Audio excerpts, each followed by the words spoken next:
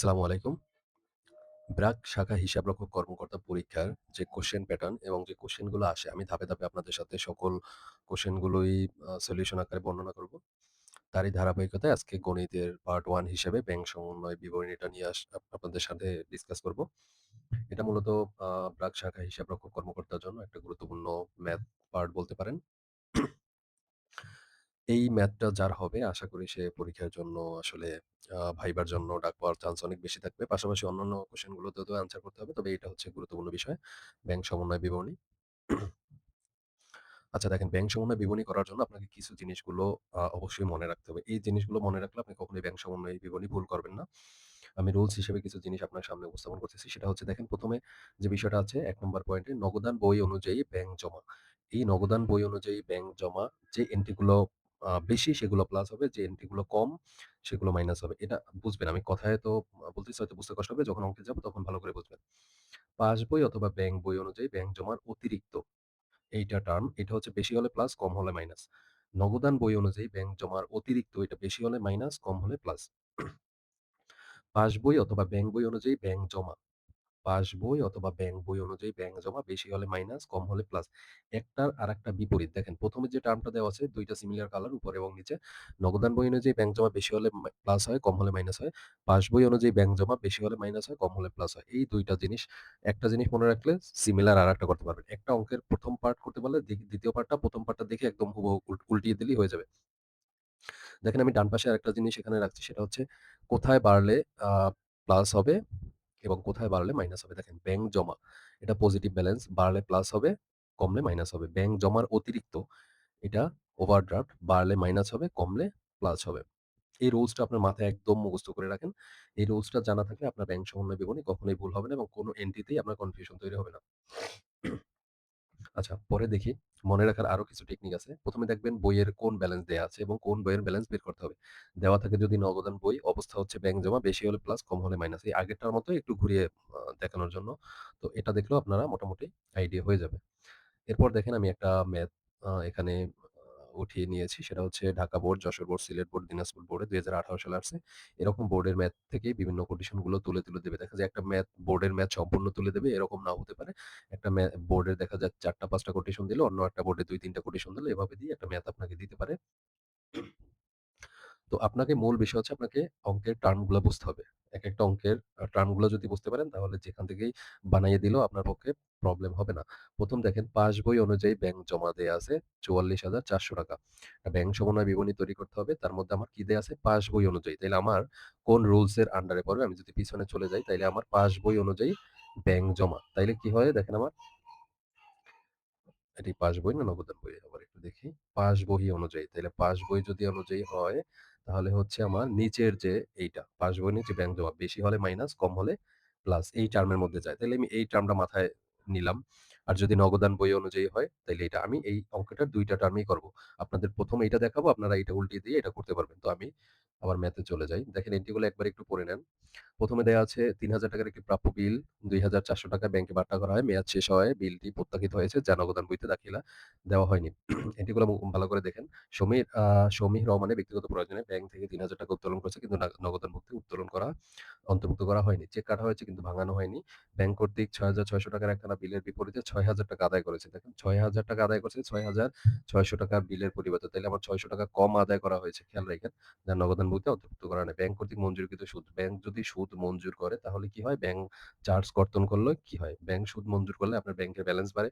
Charge কর্তন করলে আপনার ব্যাংকের ব্যালেন্স কমে। ব্যাংক একজন পাওনাদারকে ৳৬,০০০ পরিশোধ করেছে, যা নগদান বইতে অন্তর্ভুক্ত করা হয়নি।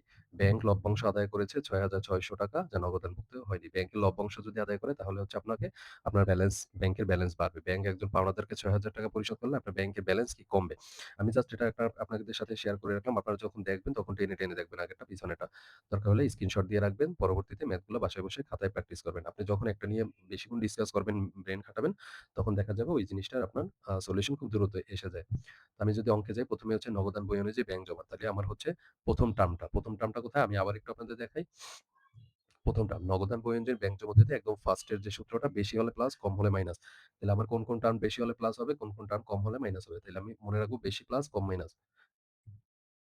দেখেন এখন আমি অঙ্কটা যদি আপনাদের সলিউশনটা ধরে বুঝাই তাহলে আপনি বুঝতে পারবেন। নগদান বই অনুযায়ী ব্যাংক জমা। তার মানে বাড়লে প্লাস, কম হলে মাইনাস। কোন এন্ট্রি গুলা বাড়ছে প্লাস হচ্ছে, কোন এন্ট্রি গুলা কমছে মাইনাস হচ্ছে। দেখেন, চেক কাটা হয়েছে কিন্তু ভাঙানো হয়নি। আপনি আপনার এখান থেকে চেক কেটে দিয়েছেন। কিন্তু চেকটা ব্যাংকে ভাঙানো হয়নি। তাহলে ব্যাংকে টাকা আপনার বেশি আছে, এখানে প্লাস হবে। ব্যাংক কর্তৃক মঞ্জুরকৃত সুদ। আপনার ব্যাংক সুদ মঞ্জুর করছে। তার মানে আপনার ব্যাংকে টাকা বাড়ছে, প্লাস হবে। ব্যাংক কর্তৃক লভ্যাংশ আদায়। ব্যাংক লভ্যাংশ আদায় করছে, আপনার অ্যাকাউন্টে টাকা প্লাস হইছে, একটা যোগ হবে। বাট্টা কিন্তু প্রাপ্য বিল প্রত্যাখ্যান হইছে। আপনি একটা বিল ব্যাংকে পাঠাইছেন, ব্যাংকের বিলটা প্রত্যাখ্যান হয়ে গেছে। আপনার ব্যাংকে তো টাকা বাড়ে নাই, প্রত্যাখ্যান হয়েছে। আপনি এন্ট্রি করছেন আপনার যে প্রতিষ্ঠানের বইতে আপনি এন্ট্রি করেছেন, কিন্তু ব্যাংক সে কি করছে? প্রত্যাখ্যান করে দিছে। তাহলে ব্যাংকের ব্যালেন্সে হয় নাই, আপনার ব্যালেন্সে কিন্তু প্লাস হয়ে গেছে। তাহলে এটা মাইনাস হবে। ব্যক্তিগত প্রয়োজনে ব্যাংক হতে উত্তোলন করছেন। ব্যাংকের টাকা কমে গেছে, তাহলে এটা মাইনাস করতে হবে।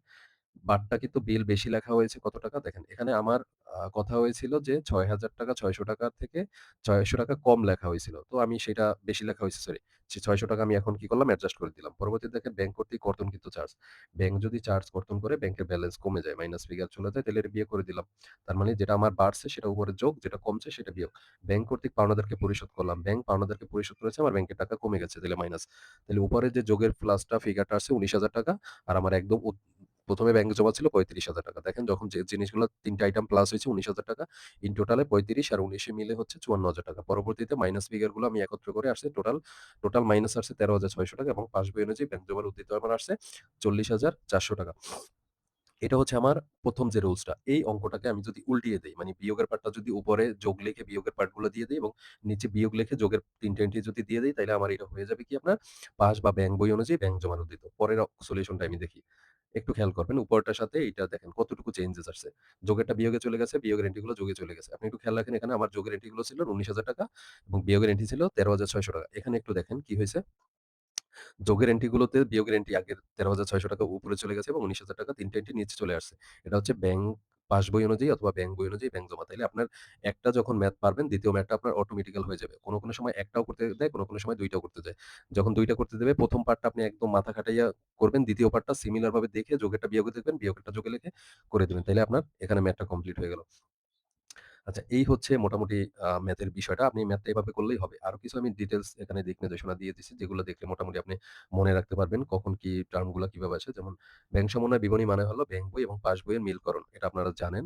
না জানলে জেনে নিবেন। আর ব্যাংক মিলকরণ করতে যা করতে হয় তা হলো বেশি লিখলে কমাতে হবে, কম লিখলে বাড়াতে হবে। এটা আপনি ভালোই জানেন। কারণ আপনার প্রতিষ্ঠানের সাথে ব্যাংকের সাথে আপনার প্রতিষ্ঠানের হিসাবের মিল করতে হবে। যদি ব্যাংকে বাড়ে তাইলে কমাতে হবে, ব্যাংকে কমলে আপনার বাড়াতে হবে। মানে আপনার প্রতিষ্ঠানে যদি ১০,০০০ থাকে, ব্যাংকে ৮,০০০ থাকে, তাহলে ব্যাংকে ২,০০০ বাড়াইয়া আপনার প্রতিষ্ঠানের সাথে ব্যাংকের এটা মিলকরণ করতে হবে। এটা হচ্ছে ব্যাংক রিকনসিলিয়েশন, মানে ব্যাংক সমন্বয় বিবরণী যেটা আপনি বলেন।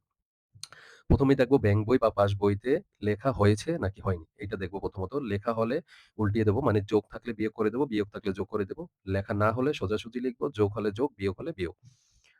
পরে দেখেন ২ নম্বরে প্রাপ্য বিল প্রত্যাখ্যান হয়েছে। ওই যে আমার যে আগের টার্ম গুলা সেগুলো আপনাকে এখানে বর্ণনা করেছি। তার আগে আমি দিক নির্দেশনা দিয়ে দিচ্ছি কোন বিষয়গুলো রাখবো। এখানে হচ্ছে আমার যে ম্যাথ ছিল, ওই ম্যাথটা আমি কোন টার্ম গুলো কিভাবে করেছি সেটা এখানে লেখা আছে। ইন ডিটেইলস এ লেখা আছে। আপনারা সেটা একটু যদি পড়েন তাহলে ওই ম্যাথের যে এন্ট্রি গুলো সম্বন্ধে এখানে প্রত্যেকটা এন্ট্রির বর্ণনা দেওয়া আছে। এগুলো আপনারা দেখে নিলে প্রত্যেকটা এন্ট্রি আপনি খাতায় লিখবেন এবং নিচে তার এন্ট্রির নিচে বর্ণনাটা লিখবেন। তখন এন্ট্রির সাথে বর্ণনাটা যখন অ্যাডজাস্ট করবেন তখন ধরতে পারবেন কি বলছে এবং কি করছে। এটা হচ্ছে ৮ টা কোটেশন ছিল। সরি, ৭ টা ছিল আর একটা ছিল ৳৩৫,০০০ উদ্ধৃত, এটা মিলিয়ে। তো আশা করি আমার ভিডিওটা আপনাদের অবশ্যই হেল্পফুল হবে এবং পরবর্তী পার্ট নিয়েও আমি আসবো। আজকে তো শুধু একটা পার্ট দেখাইলাম। ১ টা থেকে ২ টা ম্যাথ হলো। নগদান বই অনুযায়ী ব্যাংক জমা হলে কি হয় এবং এইটাকে উল্টিয়ে দিলে আরেকটা টার্ম হয়। এরপরে আসবো ব্যাংক জমার অতিরিক্ত যেটা আছে এই টার্মটা নিয়ে আপনাদের সামনে আসবো। আ এটা হচ্ছে ব্যাংক রিকনসিলিয়েশন এর ফার্স্ট পার্ট। আমি এটার ৩ টা পার্ট করব। ৩ টা পার্টে আপনাদের মোটামুটি ব্যাংক রিকনসিলিয়েশন বা ব্যাংক সমন্বয় বিবরণীর যে সমস্যা আছে এটা সমাধান হয়ে যাবে। এবং যেকোনো এন্ট্রি আসলে আপনারা পারবেন। আমি আরো কম হলেও ২০ থেকে ৩০ টা এন্ট্রি নিয়ে আসবো। যে এন্ট্রি গুলোর বাহিরে আপনাদের কিছু দরকার হবে না এবং পরবর্তীতে ভিডিওতে আমি সেগুলো নিয়ে আসবো। ভিডিওটা ভালো লাগলে অবশ্যই লাইক, কমেন্ট এবং সাবস্ক্রাইব করে জানাবেন।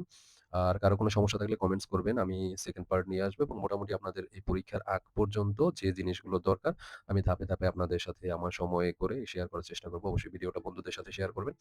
আর ভিডিওটা লাইক দিয়ে সাবস্ক্রাইব করে পাশে থাকবেন। ধন্যবাদ সকলকে।